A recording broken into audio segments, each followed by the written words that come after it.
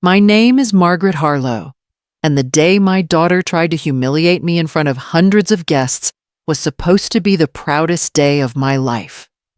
The sun was spilling through the stained glass windows of the reception hall. Violins were playing, and the air smelled of roses and champagne. I stood in the back, watching her glide down the aisle in white lace, her arm locked with the man she claimed to love. But all I could think was, how could she do this to me? How could my own child look at me, the woman who raised her through cold winters and empty cupboards, and see something worth mocking? That moment wasn't born overnight.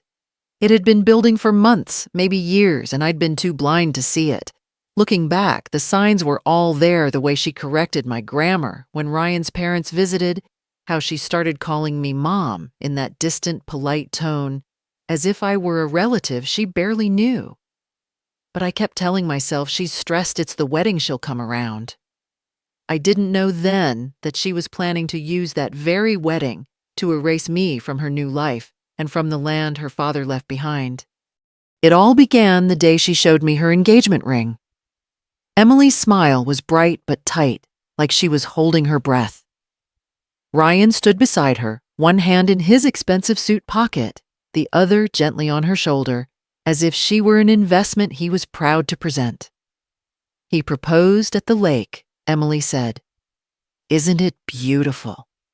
I smiled and told her it was, but I couldn't stop staring at how small her hand looked next to his, how he seemed to grip her more than hold her. Ryan came from Chicago. His family owned a chain of car dealerships, and his mother was one of those women who always wore pearls, even to the grocery store. When they visited the farm for dinner, I set the table with my best china, the blue set I'd inherited from my mother. I even baked the peach cobbler Emily used to love as a kid. But the moment Ryan's mother stepped through the door, I saw her eyes take a slow tour of the house, the old wallpaper, the scuffed hardwood, the photographs of my late husband Tom above the fireplace. She smiled tightly. "It's cozy," she said. Emily's laugh was too quick, too loud. "It's an old place Mom just never got around to remodeling." I brushed it off, but something sharp turned in my chest. Tom and I had poured our hearts into that home. We couldn't afford marble countertops or chandeliers, but every corner told our story. The wedding photo from 1987, the quilt I'd sewn from his old flannel shirts, the wooden rocking chair he built before he passed. That night, after they left, I sat on the porch under the Indiana sky. The fields stretched dark and endless, the same land my husband once plowed from dawn till dusk. Emily's car lights disappeared down the road, and I thought I heard Tom's voice whisper in the breeze. "Don't let anyone take this from you, Maggie." The next morning, Emily called. "Mom, we're going to have the ceremony at a reception hall in Indianapolis," she said. "It'll be easier for everyone you know. No muddy driveways, no tractors in the background." I chuckled. "Tractors are part of who we are." She sighed. "Mom, not everything's about the farm." A week later, she came home with a folder of wedding forms. "The venue requires some insurance documents," she said, placing a few papers in front of me. "Just sign these. It's for liability coverage." I picked up the top page. My name was there, but the fine print mentioned something about property ownership transfer. "Emily," I said slowly, "why would a wedding venue need this?" Her smile faltered. "It's just standard Mom. Don't overthink it." That night, while washing the dishes, I felt my chest tighten. Tom had always handled the paperwork. Since he passed, I'd learned the hard way how fast people could twist kindness into opportunity. So instead of signing, I folded the papers and tucked them inside the kitchen drawer. I told myself I'd take them to the county office the next morning.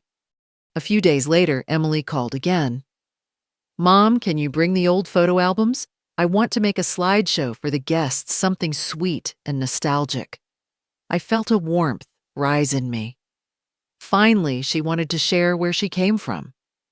That night, I dusted off the old albums from the hall closet, flipping through pages that smelled of Time Emily with her gap-toothed smile at the county fair, Tom teaching her to ride a bike, our dog Rusty chasing her through the fields. I wiped each photo, gently imagining them projected onto a big screen for all to see. But something in me still worried. The next afternoon, I drove to the county recorder's office in Bloomington.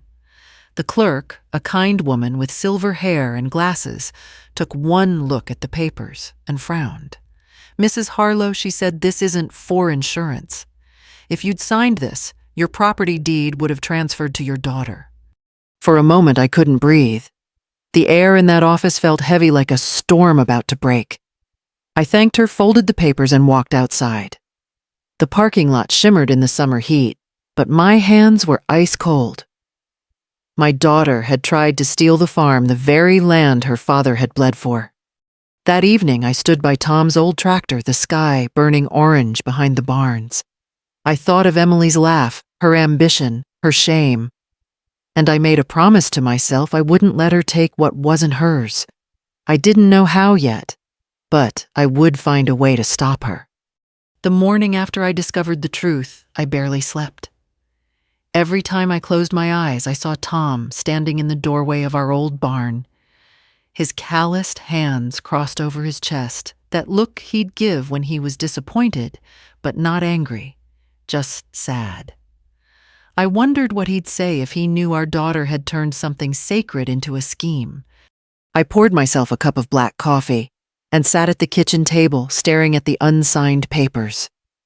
The silence of the house felt like judgment. For years, I'd told myself Emily's sharp tone or her avoidance of home were signs of growing up, of finding her own life. But now I saw what they really were, distance built brick by brick. Somewhere between college and Chicago, my little girl had decided her mother wasn't someone to be proud of. By 8 a.m., I grabbed my keys and drove into town. The county clerk, the same woman who'd helped me yesterday, confirmed that nothing had been filed yet.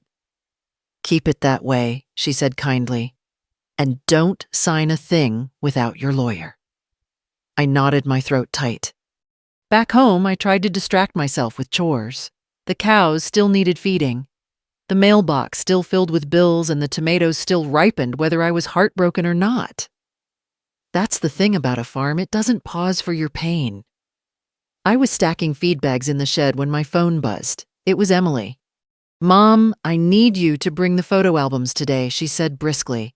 "The planner's setting up the slideshow, and I want to add some captions." "Captions?" I asked. "Like, describing the photos?" "Yes, something light.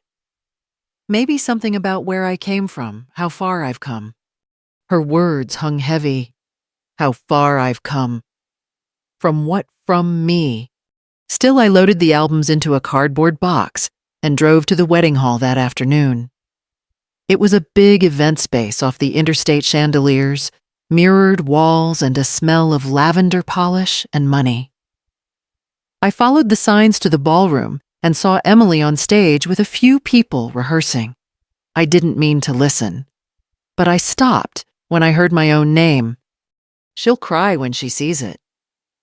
Emily was saying her laugh soft and rehearsed. All those old photos of the diner uniform and the broken porch steps. People will eat it up. It's a perfect rags to riches story. Someone chuckled. "And the deed." "She'll sign it," Emily said quickly. "She trusts me. I told her it's a venue form. After tomorrow, that farm will be mine. It'll make a great story for the toasts, from waitress's daughter to business owner." My knees nearly gave out. I backed up until I hit the wall, my pulse loud in my ears.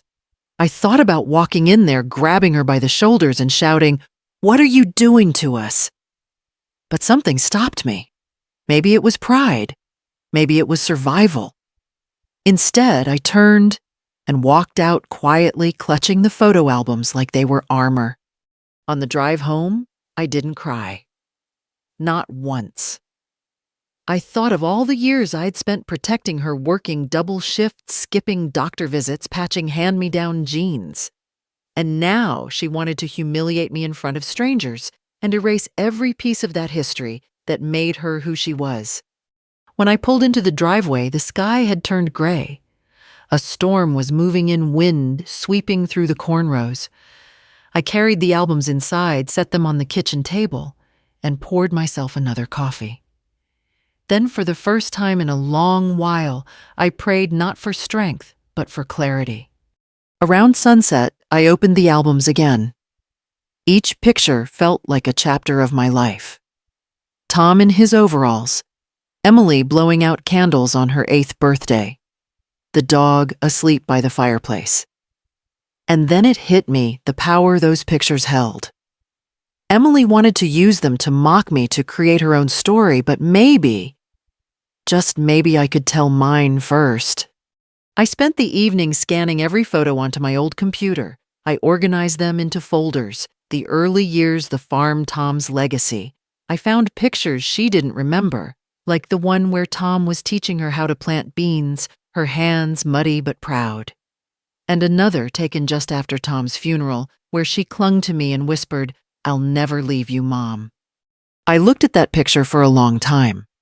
The promise in it felt like a lie now, but maybe it could become the truth again someday. By midnight, the wind howled against the windows. I printed a copy of the property deed and slipped it into a manila folder with a sticky note, proof of ownership. Then I wrote myself a reminder on the back of an envelope: call Mr. Dennison Lawyer at 8 a.m. Before heading to bed, I walked to the barn and turned on the light. Tom's old tractor sat in the corner covered with a tarp. I ran my hand along the rusted metal. "You built all this," I whispered, "and I'll be damned if anyone, our own daughter included, takes it away." The next morning, I called Mr. Dennison. He was retired, but still practiced part-time. He remembered Tom well. "Bring the paperwork," he said. "I'll take a look." When I handed him the forms Emily gave me, his face darkened. "This is bad, Margaret. If you'd signed this, she'd have legal control over the entire property." "I didn't sign," I said quietly. "Good, keep it that way. But you'll need to protect yourself. Get certified copies of the deed and don't tell her you know yet. Sometimes letting a liar think they're winning gives you time to build your defense." When I left his office, I felt something I hadn't felt in weeks: calm. My daughter had a plan, but so did I now.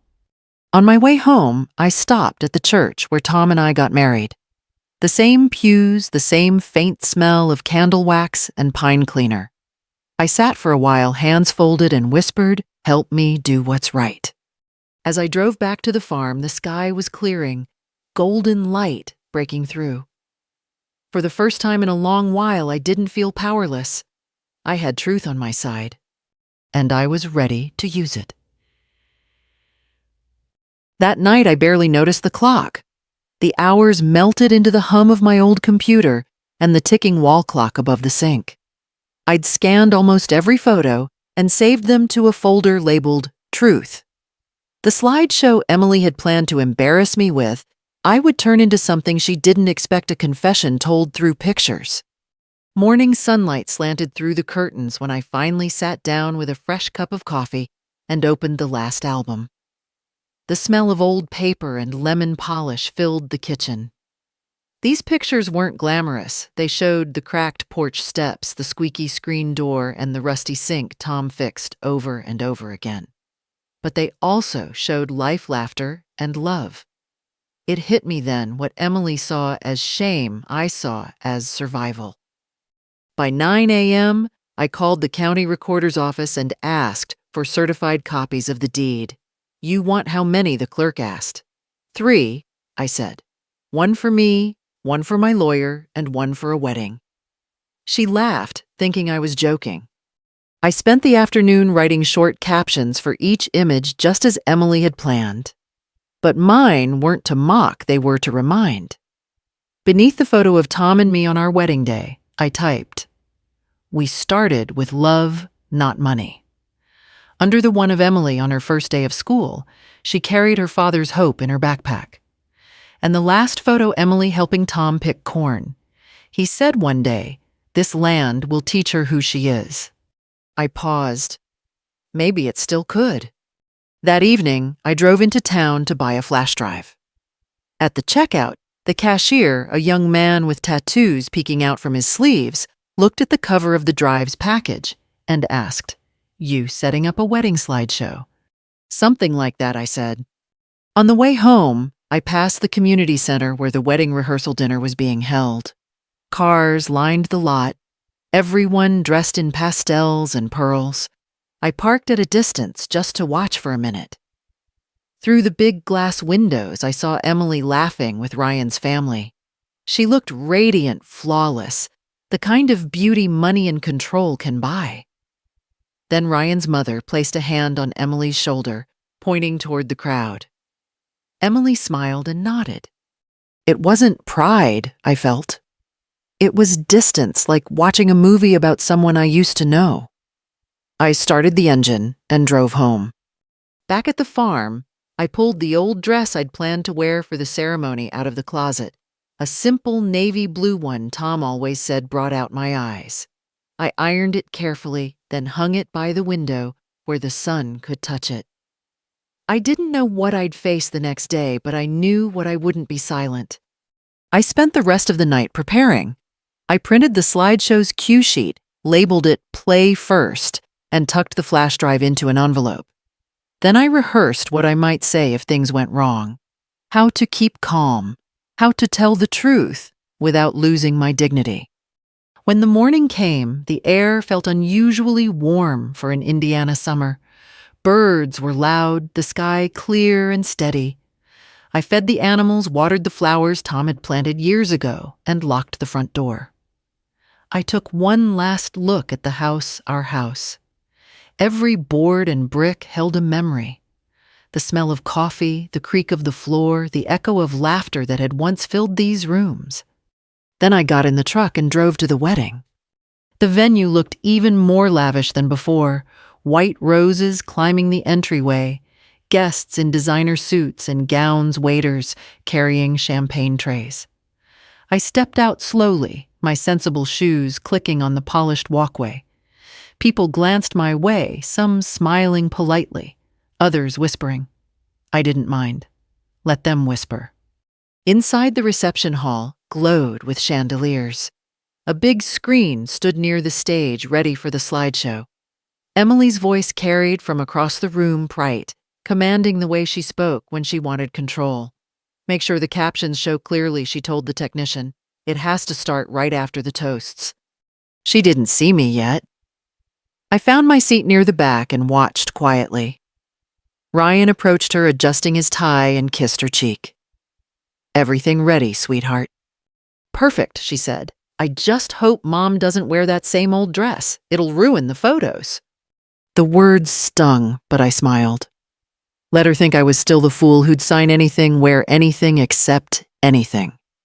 The ceremony started shortly after.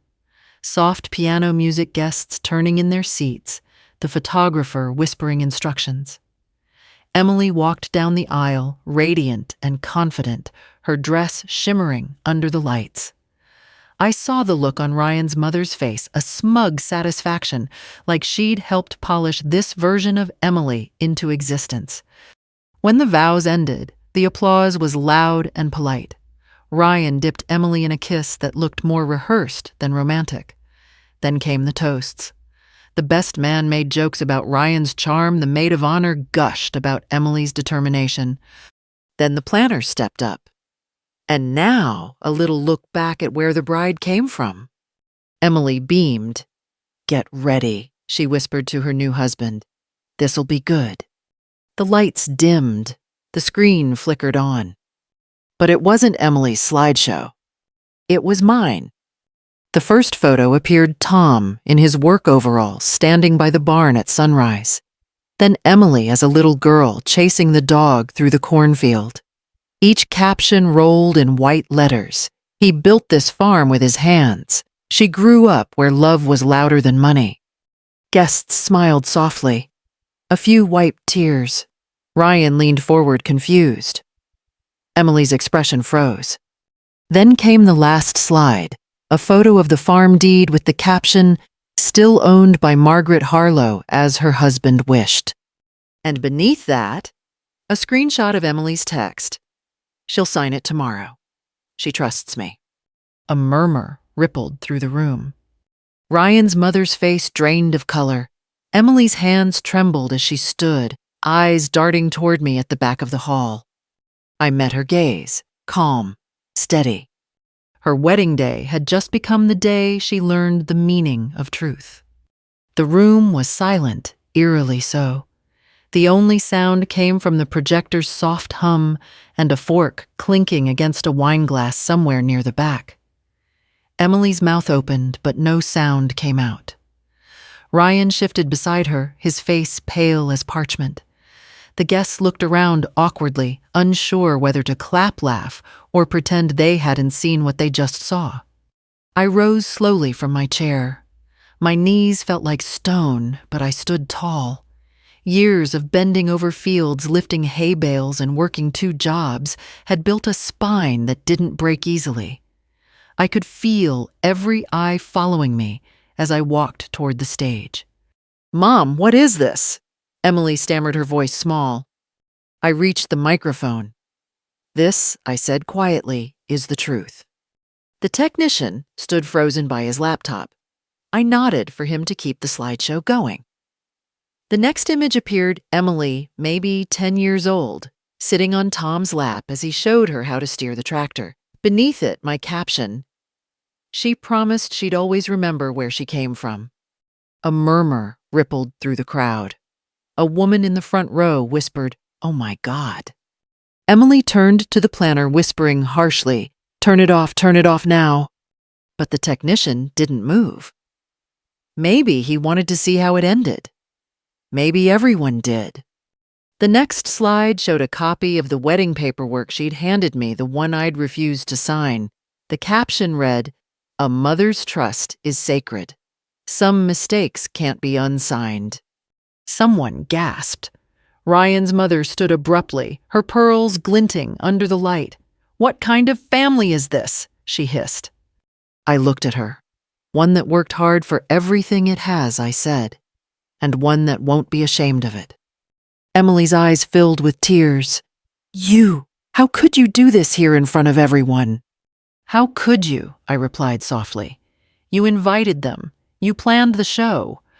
Ryan stepped forward, his voice shaky. "Emily, is this true? Did you actually try to trick her into signing the deed?" Her lips parted, but she couldn't form a word. She turned toward me, then back at him, her face crumbling. I turned to the guests. "I'm sorry you all had to see this. I came today to celebrate my daughter's marriage.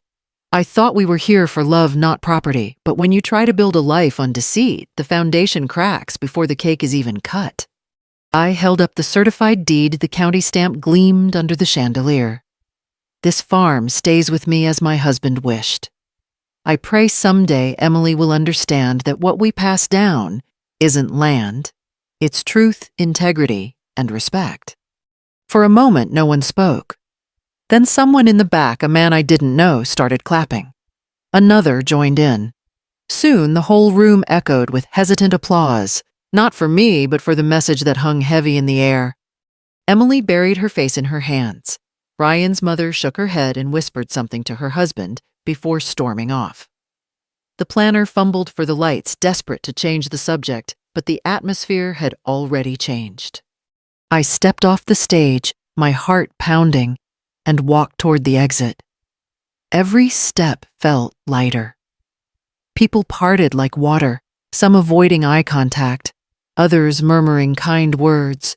"Good for you, ma'am, took real courage, you did right."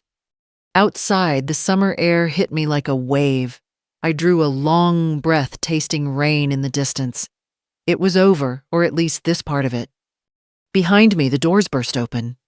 Emily ran out, her dress dragging across the pavement, her makeup streaked with tears. Wait. I stopped, but didn't turn around. She caught up, breathless. "You embarrassed me in front of everyone." I looked at her finally. You embarrassed yourself when you forgot who you were. She flinched, but I wasn't cruel. Just tired. Emily, I said gently, you think shame comes from being poor. It doesn't.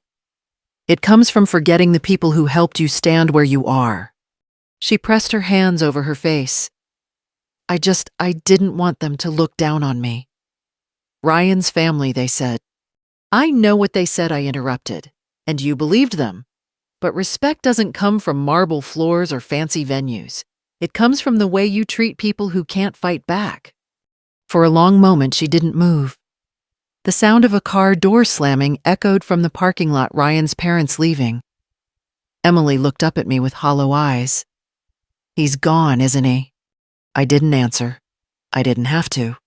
She stood there in silence, the wind lifting her veil slightly. Finally, she whispered, I'm sorry. I nodded, but said nothing. Some apologies take time to mean anything. As I walked to my truck, I felt Tom's presence in the quiet, the faint smell of tobacco, the memory of his hand on my shoulder. You did right, Maggie, he used to say, whenever I made a hard decision. I could almost hear it again. I drove back to the farm alone, headlights cutting through the dusk. The fields were dark, peaceful, unchanged. When I parked, I sat there for a moment, hands on the steering wheel, heart still thudding from everything that had happened. Inside the house smelled like home coffee grounds, cedar, and the faint scent of hay from my boots. I poured myself a glass of water and looked at the empty chair across the table. We did it, Tom, I whispered. The land's still ours. I glanced out the window toward the barn. The porch light flickered on with the timer. For the first time in years, I didn't feel small or forgotten. I didn't win out of spite. I won because truth has roots deeper than any deed. The next morning, sunlight slipped through the curtains like nothing had happened, but the air in that house felt different. Lighter, cleaner. I poured my coffee, opened the back door, and listened to the wind push through the cornfields. The farm was still mine. That was all that mattered for now. Word of what happened spread faster than I expected. By noon, neighbors were calling, some pretending they just wanted to check in, others clearly hungry for the story. I heard you stood up during the wedding, one woman said, half whispering, in front of everyone. I kept my voice calm. Yes, I did. Good for you, she said. About time somebody showed those folks what dignity looks like. But behind every call came a pang of sorrow. I never wanted to humiliate Emily. I just wanted her to stop before it was too late. I'd raised her better than that, or thought I had. 2 days later, I went into town for groceries. At the market, a few people smiled at me differently, respectful, maybe even proud, but there were others who averted their eyes. Small towns have long memories. I pretended not to notice and filled my cart with basics, bread, milk, flour. I was weighing apples when I heard a voice behind me. Mrs. Harlow. I turned. It was Ryan. He looked thinner, worn down. The arrogance that once clung to him like cologne was gone. He stood by the cart, hands in his pockets, eyes on the floor. I owe you an apology, he said quietly, for not seeing who Emily turned into. I studied his face. She's not a bad person, Ryan. She just forgot where she came from. You both did. He nodded. Her mother-in-law, my mother, pushed her, said she had to present well. I didn't realize how deep it went until that slideshow. I sighed.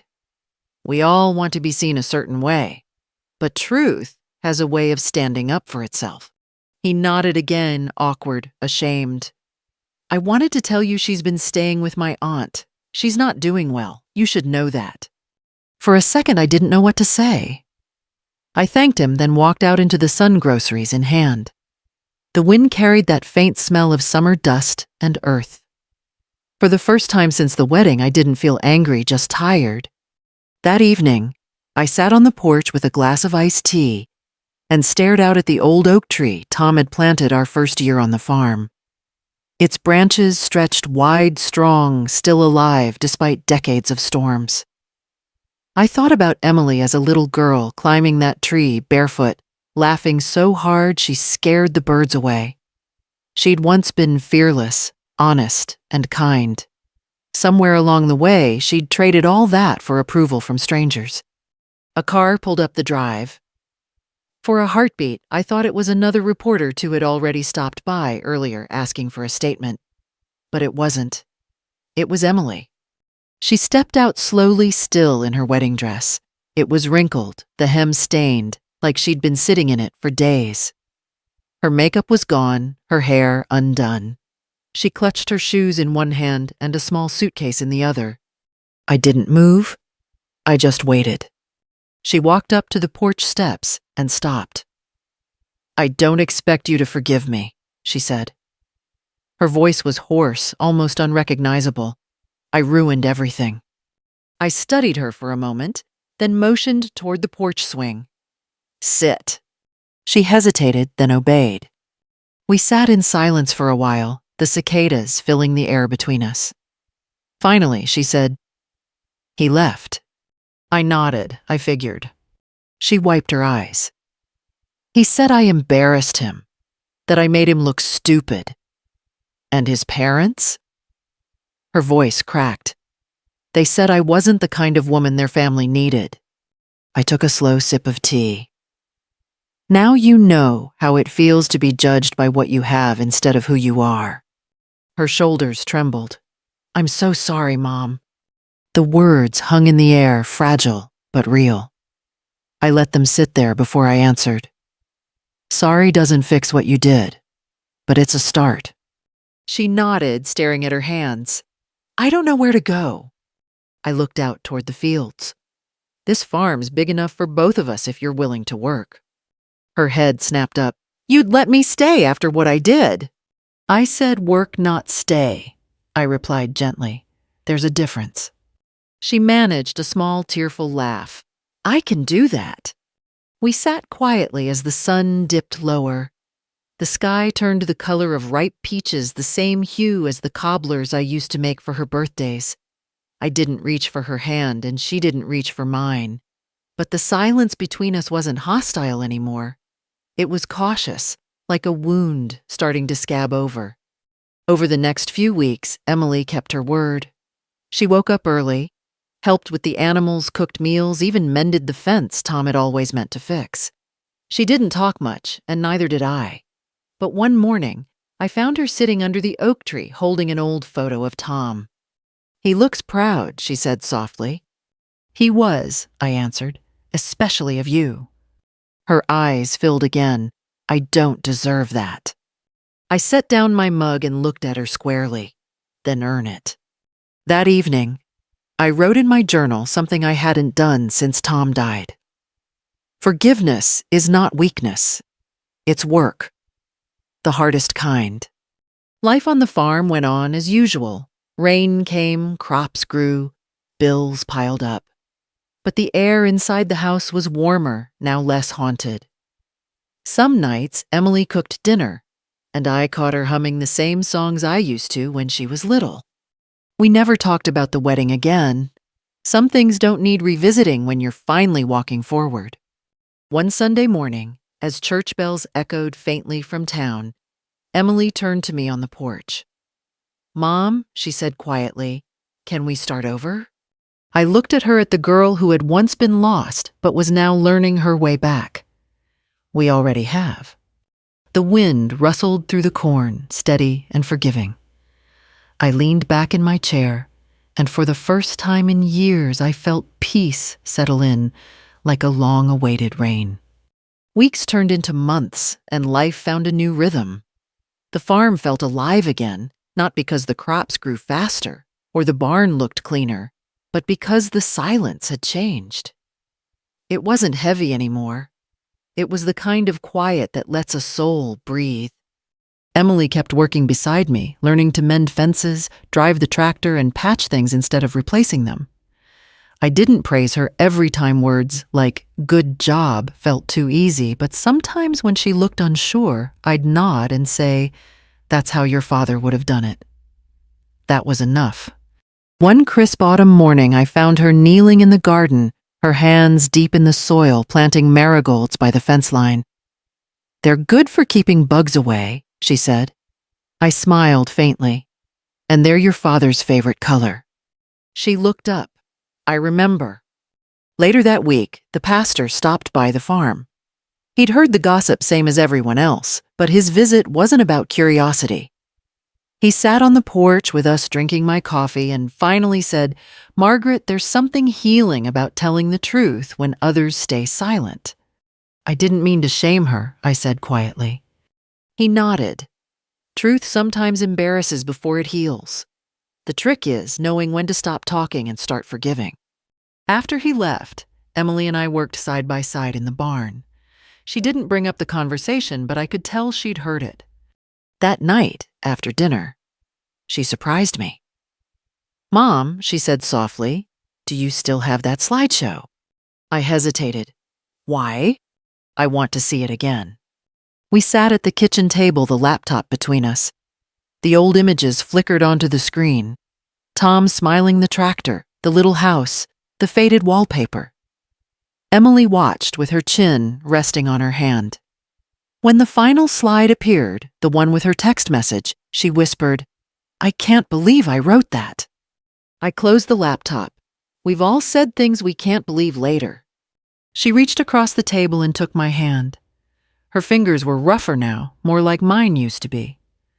"I want to make it right," she said. "You are," I told her.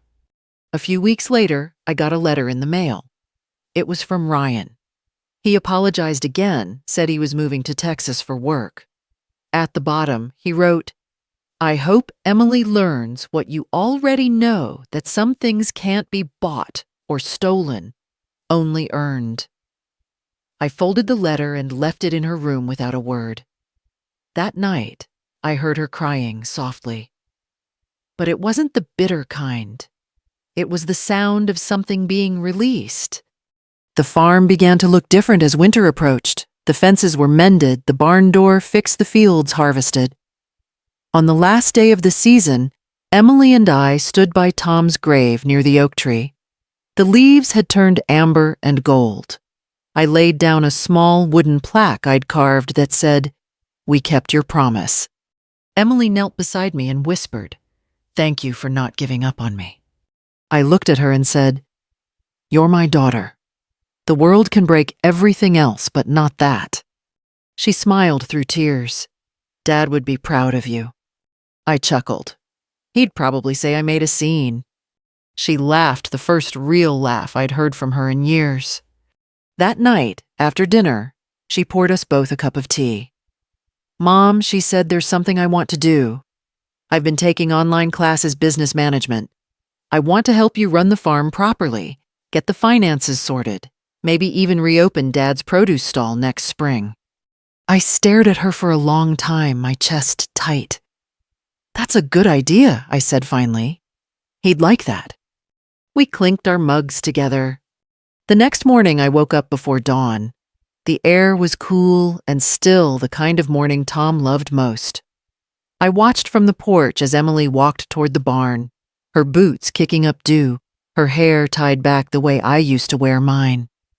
The rising sun caught her face, and for the first time in years, I didn't see shame or pride. I saw peace. Later that day, while sorting old paperwork, I found the original deed again. I held it for a long moment, then took it outside. Emily was near the fence fixing a post. I walked up to her, handed it over and said, "Keep this safe. Someday when you've earned it, it'll be yours." Her eyes widened. "You trust me?" I nodded. "I'm choosing to." She looked down at the paper, then at me. "I won't let you down again." "I know," I said. "You already learned the hardest way possible." That night, I lit a candle by Tom's photo. The flame flickered gently, reflected in the glass. "We did it," I whispered. Our daughter came home. Outside, the wind carried the faint scent of marigolds, the same golden blooms she'd planted, now glowed in the moonlight small, stubborn bursts of color against the dark soil. Forgiveness, I thought, is like that. It doesn't erase the dirt, it grows through it. The next spring came early, with gentle rain and soft green shoots rising through the soil. The farm smelled of new life again, wet dirt, hay, and lilac from the bush Tom planted by the fence years ago. Emily and I had built a quiet routine by then. She'd get up before sunrise, make the coffee, and feed the animals, while I checked the ledgers or prepared breakfast. Sometimes we'd talk. Sometimes we'd work in silence. But the silence had changed. It was companionable now, not cold. One afternoon, I drove into town to deliver eggs to the market. The cashier, a young woman with freckles and a kind smile, said, "Mrs. Harlow, your daughter stopped by last week. She talked about setting up a booth for the farm's produce." I smiled. That sounds like her. She's good at making plans. She said she wanted to name it Harlow's Roots, the girl added. That's a beautiful name. I nodded, blinking away a tear. It was beautiful and humbling. When I came home that evening, I found Emily painting a wooden sign. The words, Harlow's Roots, stood out in bright white letters across a deep green board. "I thought it would make Dad proud," she said without looking up. "It already does," I told her. She paused and smiled softly. "Mom, I've been thinking, maybe you could come with me when we sell at the market. People should see where it all started." I hesitated. I'm not much for crowds anymore. "It's not a crowd. It's neighbors," she said gently. "They should see you, not just the produce." That weekend, we set up the stand together. The morning air was cool, and the market buzzed with voices and country music from a portable speaker. Emily arranged baskets of apples, tomatoes, and jars of homemade jam. A little handwritten sign read, "Family owned since 1987. Customers came and went, some familiar, others curious. A few recognized me from the wedding story that had made its rounds last year. Instead of whispers, they offered smiles. "Glad to see you both doing well," one woman said, squeezing my hand. "We all saw that video clip. You handled yourself like a lady." I chuckled. I didn't know anyone was recording. "Everyone's recording these days," Emily said under her breath, rolling her eyes. By noon, we'd sold nearly everything. As we packed up, Emily said, "Mom, I was so afraid of being like you once. But now I realize being like you isn't something to fear." I turned to her. "What changed your mind?" She smiled faintly. "You did. You stood up for yourself, but you never stopped standing up for me even when I didn't deserve it." The drive home was quiet but peaceful. I caught her humming to the radio one of the old country songs Tom used to love. For the first time in years, I sang along. That evening, the sunset painted the fields gold. We sat on the porch swing, the one Tom built with his own hands. Emily handed me a glass of sweet tea and said, "I know you probably don't want to hear about it, but Ryan called me last week." I looked at her but said nothing. "He said he's sorry. He asked if I'd come to Chicago for a while to start fresh." She took a sip of her tea. I told him no. "My fresh start's right here." I smiled. "That's the smartest thing you've said in years." She laughed, then turned serious. "Mom, you've forgiven me, haven't you?" I leaned back, letting the swing creak softly. Forgiveness isn't a door you walk through once. It's a path you keep walking every day. Some days it's easy. Some days not so much. But yes, I'm on it. She nodded, eyes wet. "Thank you." The next morning, we planted a new field together. Beans, corn, and sunflowers along the west fence. As we worked, Emily said, "I want to add marigolds again near Dad's oak tree." I smiled. "Then let's do that." By late afternoon, the fields shimmered under the sun. Emily wiped her brow and said, "Mom, can I tell you something weird?" "Go on."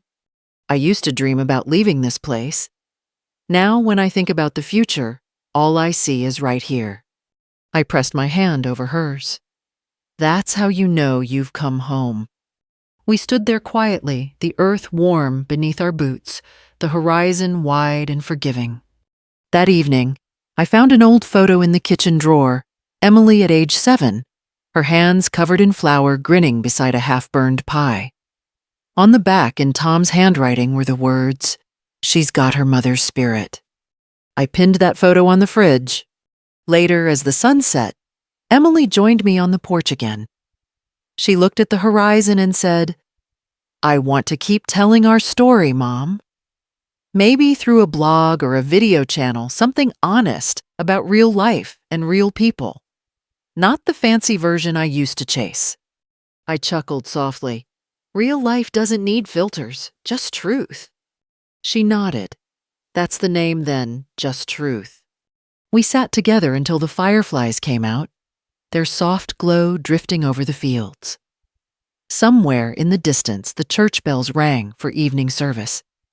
I didn't need to go. I was already surrounded by grace. I turned to Emily and said, "People always think revenge means striking back. But sometimes the real revenge is living well enough to make those who doubted you see what integrity looks like." She smiled. Then we're doing it right. The crickets sang louder. The marigolds by the fence swayed in the wind. I thought of Tom, of every year we'd spent building this place, of every hard choice that had led here. And I realized something love survives, not because it's perfect, but because it's tended. If you've listened this far, maybe you've been through something similar. Betrayal, heartbreak, disappointment from someone you love. Don't let it harden you. Let it grow you. Tell your truth, protect your heart, and forgive when you can. And if you believe stories like this should keep being told, share it. Somewhere out there, another mother is standing up for what's right, waiting to be reminded that she's not alone.